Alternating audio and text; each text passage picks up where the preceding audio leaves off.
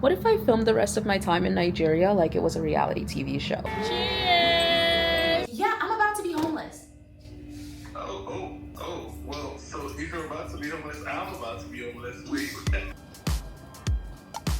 And it was on the third day when I started yelling because I was paying to sleep on a couch that we got a technician to the house. The AC's still not working! Had to switch the reservations. Oh, Nigeria, why? These first impressions looked like an airstrike city. Overall, I would say that the day went pretty well.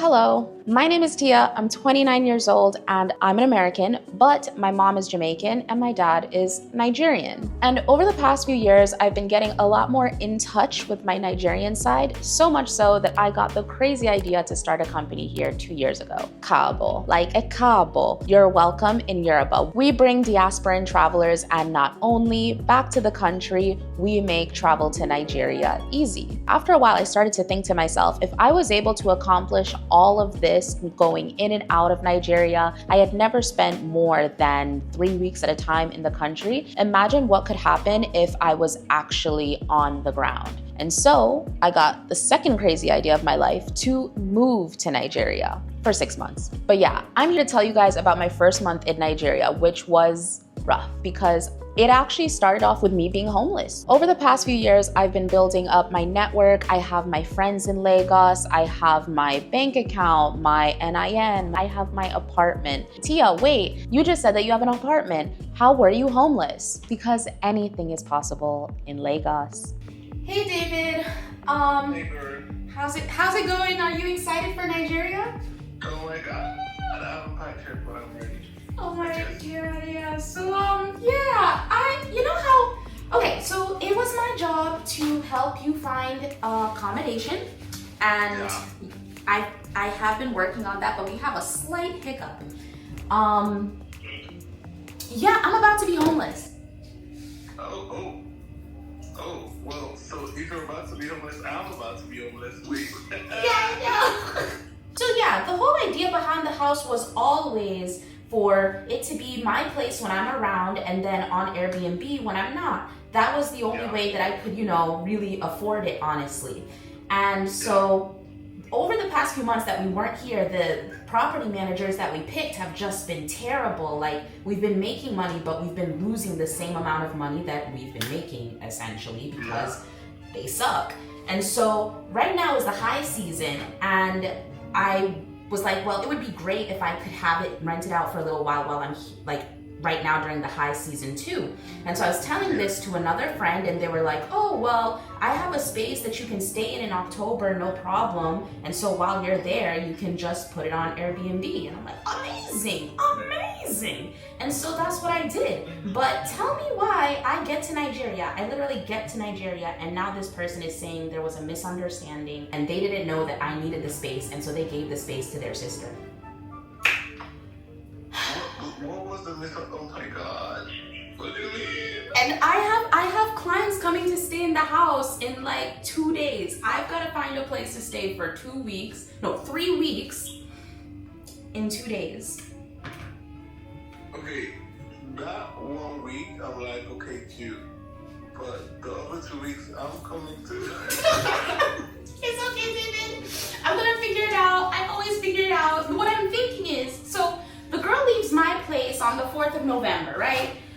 So really, me and you just have to find a space for that first week, and we can split it. And if we split it, it'll be more cost effective. And just leave it to me. But yes, for transparency's sake, I am homeless. Okay, you're not homeless. Stop saying that you're homeless. God forbid. Yeah, but No, you're not homeless. Because if you're homeless, I'm homeless. So we're not homeless. we're not homeless.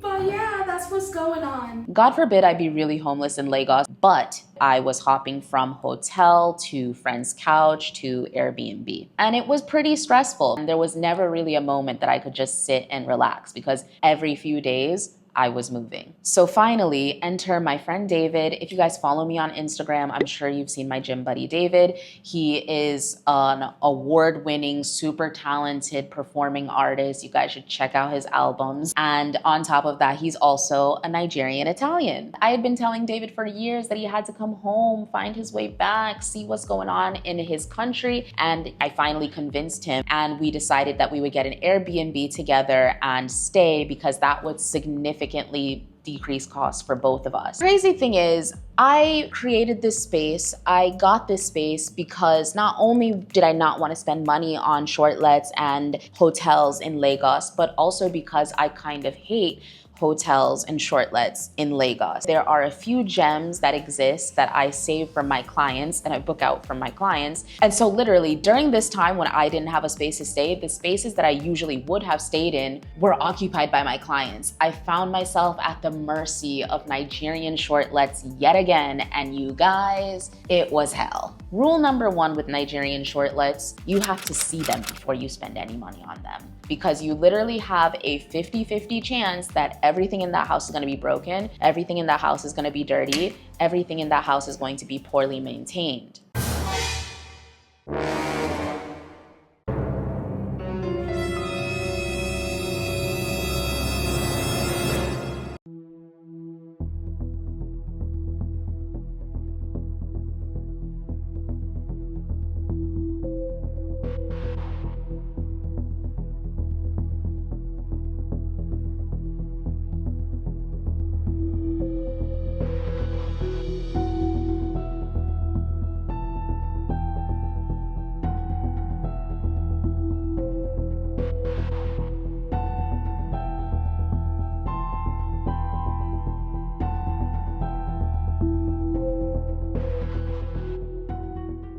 Between me and my assistant, we viewed, I think, 4 short lets before we found something that was acceptable. It was actually my assistant that went and saw it, because maybe if I had seen it, I wouldn't have taken it, because I would discover upon arrival that it was in an unfinished estate, which seems like a small thing, but it was just, you know, first impressions are kind of everything. These first impressions looked like an airstrike city or some futuristic dystopia. And yeah, that's where the apartment was. We didn't even have a front door. Like literally there was just an elevator that led from outside to the apartments upstairs. There wasn't even a door. Mind you, this apartment was going for $150K a night. I think that's like $110 a night. Yeah, no door and far. The location wasn't great. The structure that the Airbnb was in also really wasn't up to par, but these could have been overlooked because the shortlet itself was good on the surface. And at least when we split the cost, me and David could afford it. And you know, we only had to stay there for 1 week technically, because the week after that, my apartment would be free again.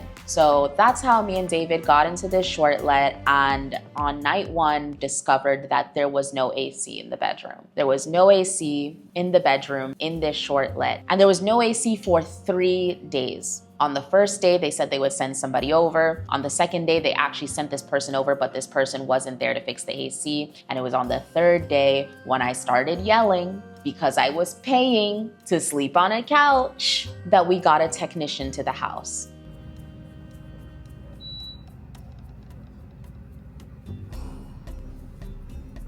AC's still not working. I love Nigeria. I really, really do. And I think I've also said on this channel before that I've had some incredible lows in Nigeria, but they're always compensated with incredible highs. Like, it's a very intense environment where there's a lot of frustration, but there's also a lot of enjoyment to match it, and endless opportunity if you're a person that likes innovation. So I mean, I think that's a good way to even start off these vlogs, in saying that they're not going to be all of the positive parts. They're not going to be sugar-coated. I'm going to keep it very real, and sometimes things in Nigeria are very negative. But I'm also going to show you guys the insane positives and why I still choose to be here. Honestly, That was my experience in Italy too. I don't know if you guys remember, but especially in the beginning, I complained a lot. I complained a lot about everything. But for the same thing in Italy, for every negative that I experienced, there was an equal positive. The only difference in Italy was, let's say that the negatives and positives were a little bit less intense. And in the midst of juggling all of this, my clients came. I actually hosted 10 clients over the course of the last 3 weeks in Nigeria. While juggling this housing situation, and I guess we can say moving to a new country, it was just a lot that was going on. The first 2 clients were actually here for 2 months, and they weren't full experience clients in the sense that I wasn't responsible for all the aspects of their trip. I was just responsible for, helping get them in the country and helping them find their accommodation, which I did. But I was still, available for them throughout the 2 months in case they needed help on something. My third and fourth clients was a tech founder and his mom. He was coming back to Nigeria because he was trying to understand how he was going to make a new base in Nigeria. And so he was looking at, real estate investment and just trying to get a lay of the land. And so I was with him from the 22nd till the 28th. From the 26th onward, my Fashion Week clients came, and within them, we had 2 fashion tech founders, which they were really cool, and 1 freelance writer. And then in the beginning of November, we had another relocation client come. Plus, I'm gonna count David too. Even though he wasn't a paying client, I was still doing my thing for Dave. And with them, I was helping them with a lot of the bureaucratic stuff, like getting their NIN, getting their BVN, setting up bank accounts. And so from literally mid-October until now, I've been managing the company and being there for my clients and managing Nigeria. So it was a lot.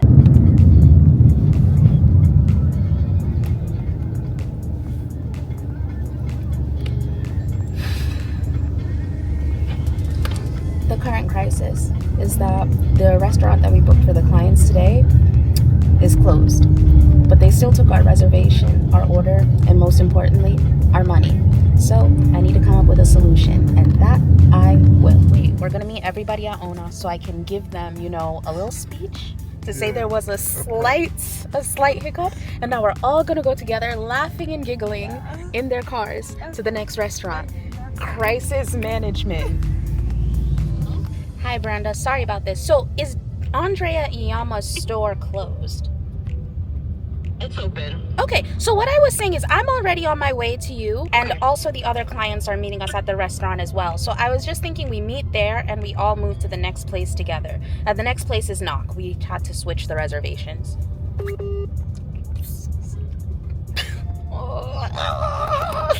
Nigeria, why?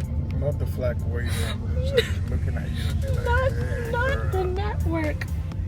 Kai.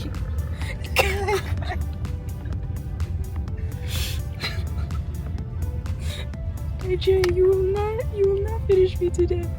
How many things have I been through? Ekemini, how many things have we been through in just one morning? Let's try that again. I have a good Wi-Fi. Hi, can Hello? you hear me? Yeah, I can hear you. Sorry, the location was ahead. It dropped the signal. Oh, sorry about that. So yeah, since the other clients are also coming there, I thought it was just easier to get there, explain the hiccup to everyone, and then we all go together. But in the meantime, I think Andrea Iyama is a store that you would want to see. So you can just wait for us in there. Okay, no problem. All right, I'm almost there. Okay. What time are the other people coming? They should be there now. But they might be running late. I'm gonna tell them now before they, pull up and find it closed. Yeah. All right. Thanks a lot. See you in a bit.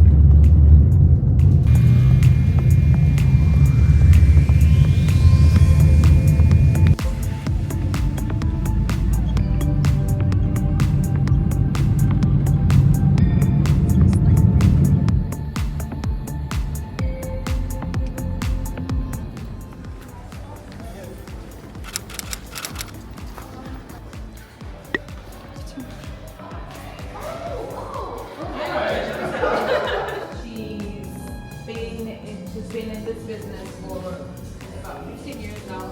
We're looking also at the shapes. Yeah. Also, you can see that. Like a fuller body style. Yeah. The side shapes. True. Yeah.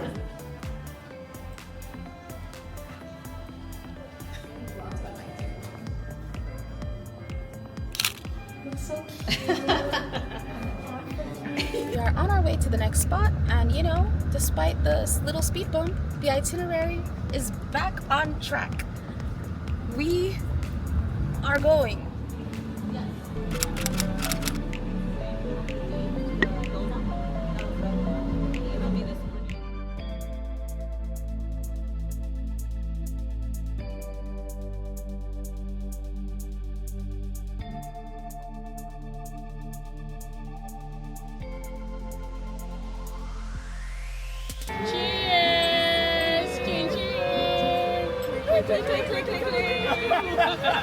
In between all of this, there was also Lagos Fashion Week, my first full Lagos Fashion Week, and it was spectacular.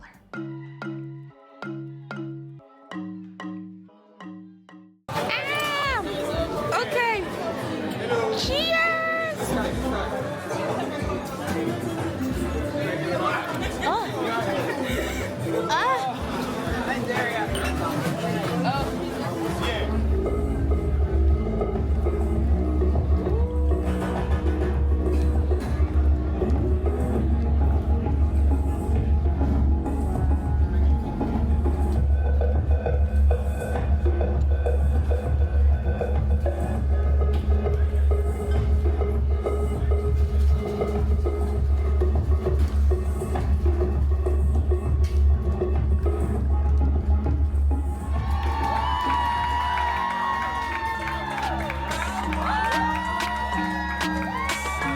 As I mentioned, I live in Milan, so I have been interacting with and attending Milan Fashion Week for the past 11 years. How is Lagos Fashion Week different, aside from, the obvious, it's in Africa? First of all, I think it's more accessible because it's set up such that there's like a main pavilion at the Federal Palace Hotel, and then there are all these little like side events. And at the main event, they have tickets that they sell for like $20 each day. And if you buy a day ticket, you can have access to all of the Lagos Fashion Week fashion shows and events in the main pavilion. Then if you are interested in going to the side events, you need to be invited personally. Because it's more accessible, I think there's more that you can do. And also the energy amongst everybody is just different. Everybody's kind of excited. Everybody feels included, but also like a star because you're still in Lagos Fashion Week, and in the world, that's not the most common experience. And so the city is just buzzing. People fly in from everywhere. They are coming from Europe, they're coming from the US, they're coming from South America, they're coming from other parts of Africa. And it was just really cool to be a part of it. Beautiful gowns, so many beautiful gowns. Actually, let me give a shout out to my girl, Desiree Iyama.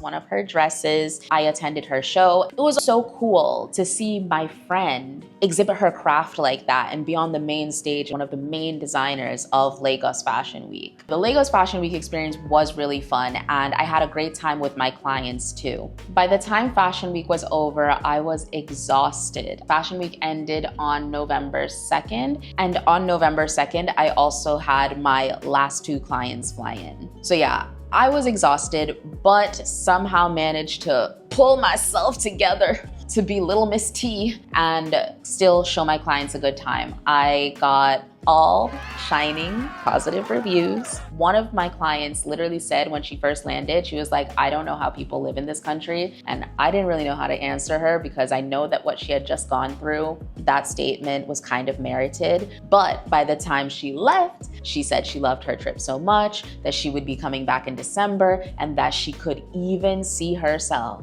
living in Lagos, Nigeria. So with my clients, it ended up being a success. I got back into my house, so I'm no longer homeless. And that kind of brings us to where we're at now. My clients left literally 7 days ago, and I finally feel today like I'm officially moved to Lagos. Yesterday, I bought groceries for the first time. This morning, I found a gym down the street from my house that I subscribed to, and I completed my full workout, my normal workout. And just like that, you guys, I feel like I actually have moved to Lagos and actually have survived my first month. And I actually still want to be here. Like, oh my God. Running a business isn't easy. Running a business in Lagos is a production. It's mission impossible. But once you achieve that mission impossible, the feeling of satisfaction and the confidence that you have in yourself to literally be able to do anything is unmatched. It depends on you as a person. Not everybody would be able to thrive in such a place, but me, I thrive on the highs, and those highs carry me through. And then everything that you guys see is literally the result of that. So yeah, you guys, that's my first month in Lagos, and I'm literally so excited to see what is going to be next from here. Excited and also slightly scared. On top of everything else, I'm also getting sued. Did Trump really say he was going to bomb Nigeria? Oh, you missed that? Be sure to like and subscribe if you haven't already. That way you don't miss the next episode. I'll see you in my next one. Mwah.